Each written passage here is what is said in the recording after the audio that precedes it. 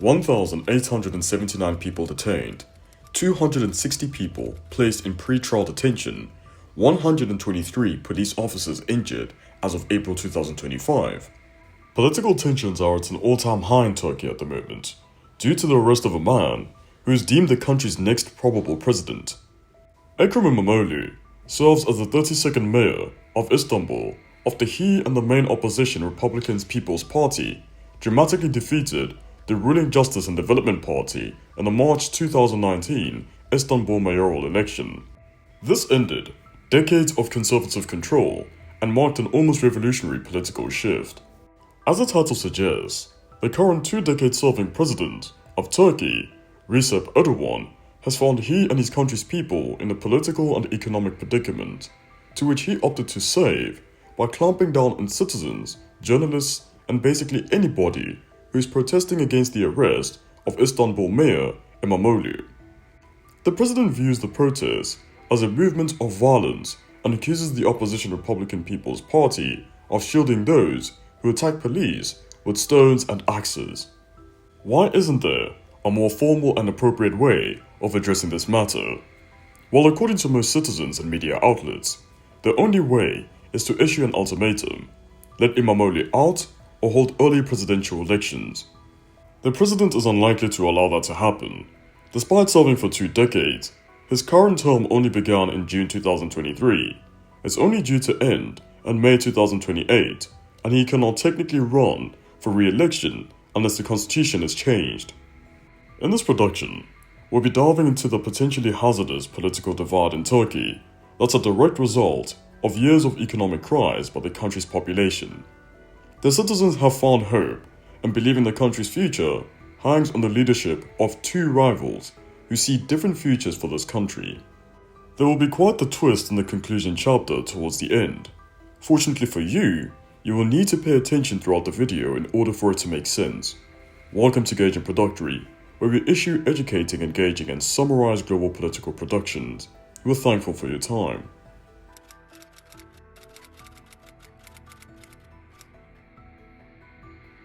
We're going to rewind the story a bit to when the Erdoğan and İmamoğlu feud was boiling beneath the surface during the earlier mentioned 2019 Istanbul mayoral election.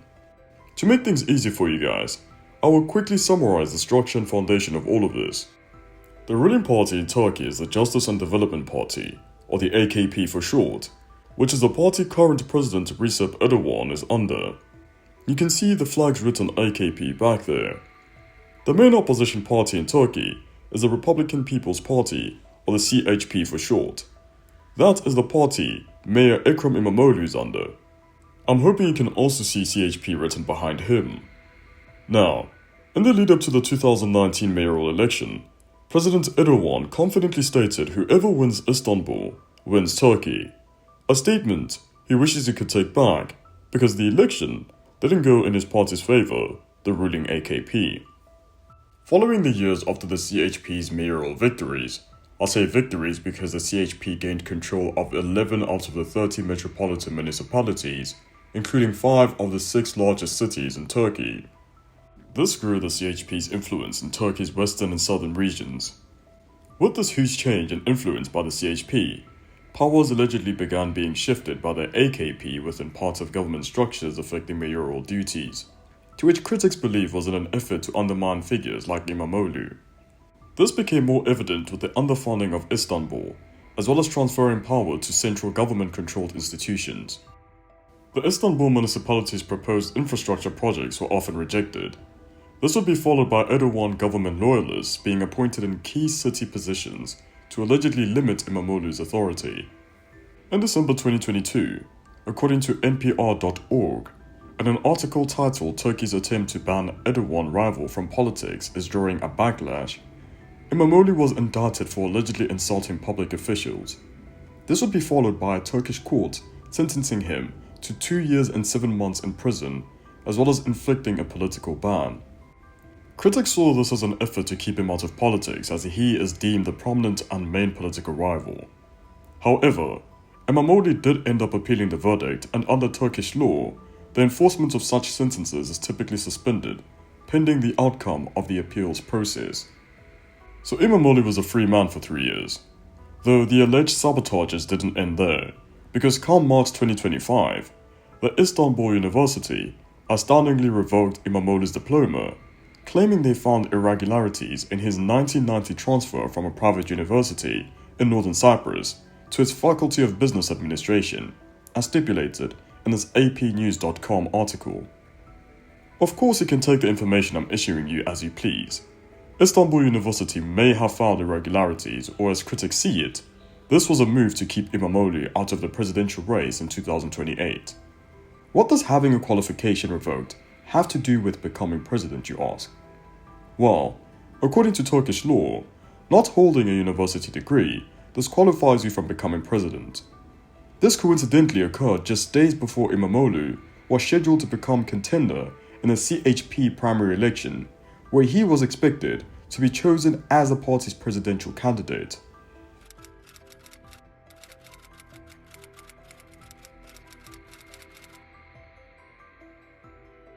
At the beginning of the video, I mentioned Imamoglu has been arrested, but I didn't touch on the separate multiple charges he's facing. They comprise of bribery, extortion, unlawfully recording personal data, rigging municipal tenders, and alleged affiliation to the outlawed Kurdistan Workers' Party, or the PKK. The PKK is a Kurdish militant political organization and armed guerrilla group which is primarily based in the mountainous Kurdish majority regions of southeastern Turkey, northern Iraq, and northeastern Syria. The PKK has been ruled as a terrorist organization by not only Turkey, but the United States, the European Union, and others due to their history of armed rebellion against the Turkish government, which in one case in 1984 led to 40,000 deaths among civilians, soldiers, and PKK fighters. The group also allegedly has involvement in recruiting children soldiers as well as profiting from human and illegal substance trafficking. This leads on to the point of the March 2025 arrest, as it's been alleged that the PKK and Imamoglu have been recently claimed to have formed an electoral alliance with the pro-Kurdish People's Equality and Democracy Party, DEM, during the 2024 municipal elections. Some of the public don't view Imamoglu's arrest this way, as they label this as democratic backsliding due to the seeming politically motivated. The Turkish government on its part has issued countless statements, notably that the judiciary operates independently and that Imamoglu's arrest is a legal matter. To which Imamoglu has issued his own responses, appealing to the judges and prosecutors to stand up and take action against those who are ruining the judiciary, emphasizing the importance of judicial independence. Turkey is the only country with a Muslim majority population that operates under a secular constitution and democratic government. If really true that all that's occurred involving Imamoglu is politically motivated because current President Erdoğan views him as a political rival, what would a world of Mayor Imamoglu becoming president potentially address exactly?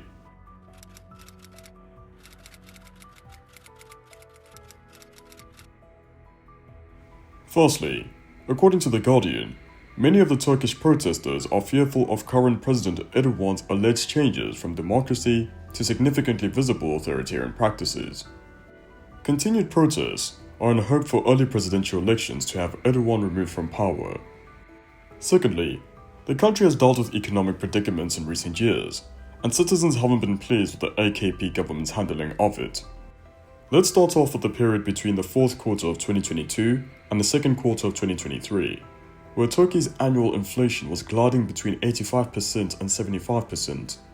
This caused a nail-biting cost of living crisis, revealing widespread declining purchasing power for citizens. Some of the initiatives incorporated by the government to combat this included lowering interest rates to stimulate growth through cheaper credit, but this only depreciated the Turkish lira currency. The government then raised the minimum wage by 55% and increased public sector wage and pensions too, to assist households cope. To top it all off, the government cut its non-essential spending to prioritize critical infrastructure projects. Even if you presented this as a case study to first graders, they'd know that this would barely address the situation. Experts criticized these initiatives as insufficient and requested there be more complete reforms to resolve structural economic issues. the government was able to decrease the inflation rate back down to 38% in March 2025, to say the least. This leads on to my third point. There's prevalent alarms going off for citizens in regard to the lack of independence in the Turkish judicial system, due to it often being influenced by other parts of government. In some cases, to allegedly suppress dissent to the current government by oppositional forces. This has in turn begun decreasing the public's trust in Turkey's legal institutions. Fourthly, press workers are not palating the restrictions inflicted upon them. A prominent example in January 2025, countless journalists were dealt with detentions, investigations, and arrests for what they published. This had them wonder if their ability to operate independently is up for review. All four of the points I've covered are multifaceted grievances by the Turkish people for governmental reforms that reflect democratic integrity, economic stability, judicial fairness, and the protection of fundamental freedoms. That, viewers, is the missing puzzle piece for Turkey's struggle in succeeding in its European Union ambitions. What am I talking about, you ask?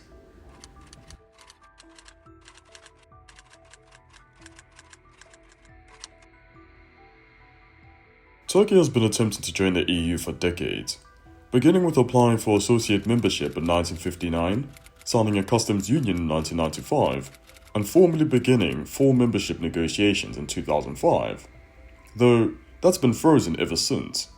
That's due in part to the previously mentioned factors like 1. Turkey's democratic backsliding, 2.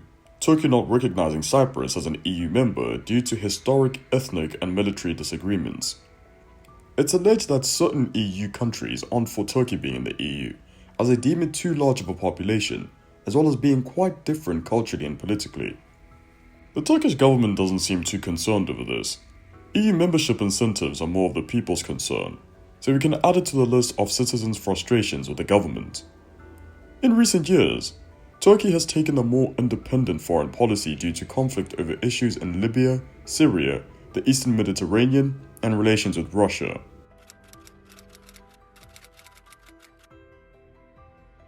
As I have already mentioned but never went into detail, Turkish President Erdoğan has publicly accused the main opposition party, the CHP, of attempting to obstruct a corruption investigation involving Ekrem İmamoğlu.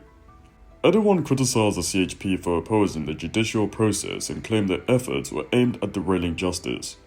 He asserted that the judiciary would persevere in its duties and expose the extent of the alleged corruption in Istanbul. On April 14, 2025, a Turkish court ruling has rejected an appeal seeking İmamoğlu's release from jail pending the outcome of his corruption trial.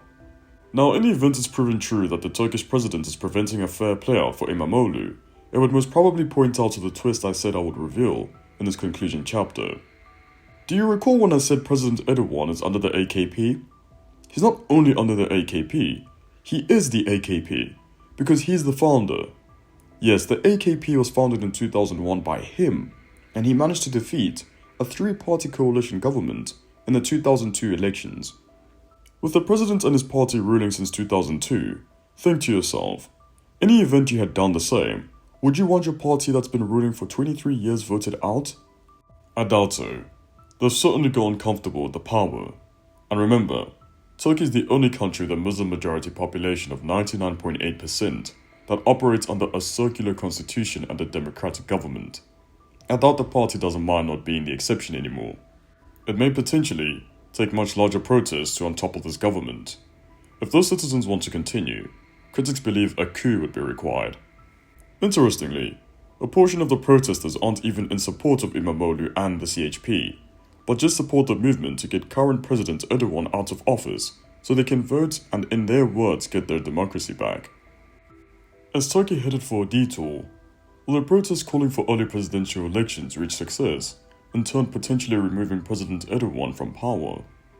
Will İmamoğlu win against his corruption charges, or get his degree deemed official and be part of the presidential race once more, resulting in a potential win? We'll have to wait and see. There should be videos appearing on your screen shortly.